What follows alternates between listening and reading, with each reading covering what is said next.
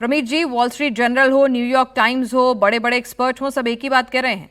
Trump ने Hormuz खुलवाने का सपना जो है वो छोड़ दिया है और अब वो कह रहे हैं कि भाई हॉर्मुज खुले ना खुले ये सारी दुनिया की प्रॉब्लम है, मेरा तो टारगेट अचीव हो गया, मैं चला। Once again, thanks for having me on this show, madam. देखिए, पहले तो मैं कहूंगा कि अमेरिका ने पाकिस्तान को किसी भी प्रकार का कैरेक्टर सर्टिफिकेट नहीं दिया है कि पाकिस्तान में अगर पीस टॉक की अगर कोई भाषा भी हो रही है तो it doesn't mean that America is totally blessing Pakistan on that front. ना अमेरिका ने पाकिस्तान को कोई रिवार्ड दिया है, ना कैरेक्टर सर्टिफिकेट दिया है।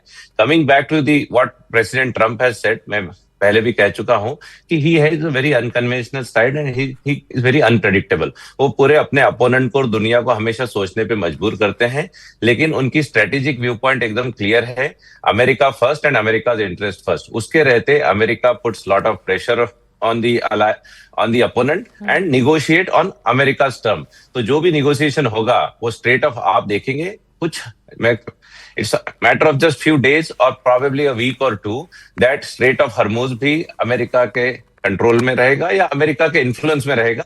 खर्ग आइलैंड भी अमेरिका के इन्फ्लुएंस में रहेगा और पूरी दुनिया देखेगी कि अमेरिका अपने निगोशिएटिंग टर्म्स में अमेरिका के बेहतरी के लिए जो हो सकता है और अमेरिका के एलाइज के बेहतरी के लिए हो सकता है, उसी टर्म पे ये निगोशिएशन एंड होगा। और इस युद्ध का भी अंत बहुत जल्दी ही दिख रहा है। हमारे डिफेंस सेक्रेटरी ने भी कहा है, हमारे विदेश मंत्री जो रूबियो साहब है उन्होंने भी कहा है और प्रेसिडेंट ट्रम्प ने भी कहा है कि very soon you will see the end of this war and it will be ending on America's terms.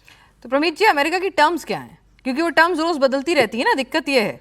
कभी ट्रम्प कहते हैं हॉर्मुज खुलवाना है, कभी कहते हैं खर्ग कब्जाना है, कभी कहते हैं खामनेई की रिजीम चेंज करानी है। भाई वॉर के ऑब्जेक्टिव्स क्लियर कर दीजिए। कभी कहते हैं बस कुछ नहीं, बाकी ठीक है, बस न्यूक्लियर ना बना सके बॉम्ब, इतना इंश्योर करना है, बाकी इनका देश है, ये जाने। तो जरा एक बार ऑब्जेक्टिव्स क्लियर कर देना अमेरिका के, जीता हुआ कब मानेगा? या उसने इतने सारे ऑप्शन खोल दिए हैं कि इनमें से कोई भी एक पूरा हो जाए तो मैं अपनी छाती पीट लूंगा कि मैं जीत गया और निकल लूंगा। मेजर ऑब्जेक्टिव और स्ट्रेटेजिक चीजें बिल्कुल भी नहीं बदली है। देखिए, ईरान को न्यूक्लियर कैपेबिलिटीज से पूर्ण रूप से मुक्त करना, ईरान की बैलिस्टिक मिसाइल को ईरान से पूर्ण रूप से मुक्त करना, पूरी दुनिया को ईरान किसी भी प्रकार से ब्लैकमेल न कर सके, उसका कंट्रोल अमेरिका और अमेरिका के अलाइज के हाथ में लेना। मैरीटाइम चोक पॉइंट्स जो हैं, जो स्ट्रेट ऑफ हर्मुज है या दूसरे जो मैरीटाइम चोक पॉइंट्स हैं जिससे पूरे logistic and supply chain manage होती है, उसको किसी भी प्रकार से ईरान के कंट्रोल में नहीं रहने देना। एंड मोस्ट इंपॉर्टेंटली दो वो जो बातें हैं कि हमारे अलाइज जो इजराइल को जो इतनी धमकियां दी जाती थी, इजराइल पे प्रॉक्सी वॉर होता था हमास और हिजबुल्लाह से, उसको पूर्ण रूप से खत्म करके अब नाउ जो अलाइज हैं, जो छोटे देश हैं, वो अमेरिका के ऊपर पूर्ण रूप से विश्वास कर रहे हैं। China has taken a real big setback in this कि ब्रिक्स को भी एक कमजोर, चाइना और ब्रिक्स को कमजोर करना भी इसका एक तरह से लॉन्ग टर्म ऑब्जेक्टिव था और अमेरिका इन सभी ऑब्जेक्टिव में सफल होते दिख रहा है और स्ट्रेटेजिकली अमेरिका का अनडाउटेबली एक अपर हैंड इस युद्ध के बाद पूरी दुनिया को दिख रहा है। चलिए, वो तो हाथ कंगन को आरसी क्या पढ़े लिखे को फारसी क्या वाली बात होती है ना, तो पता चल ही जाएगा अभी कि कौन पीस टॉक करेगा, कैसे करेगा। बहरहाल आजकल वो अपने दोस्तों को मदद तो करते हैं लेकिन बहुत बेइज्जत करके करते हैं। सऊदी के क्राउन प्रिंस को किसी की हिम्मत नहीं होती कुछ कह दे, वो क्या कुछ कह जाते हैं जो डिप्लोमेसी की भाषा में बेइज्जती ही होता है, बिलो द बेल्ट होता है।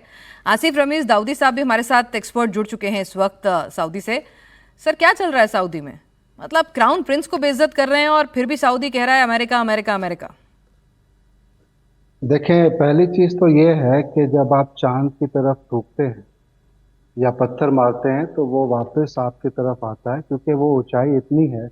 और माशाल्लाह सऊदी अरब के अंदर जो यहाँ पे एक सोच है, जो विजन है, और यहाँ की लीडरशिप में जो एक सही विजडम दिखाते हुए कोशिश की है कि कैसे भी डीएस्केलेशन और कैसे भी पीस हो, कैसे भी विजन की तरफ जाए।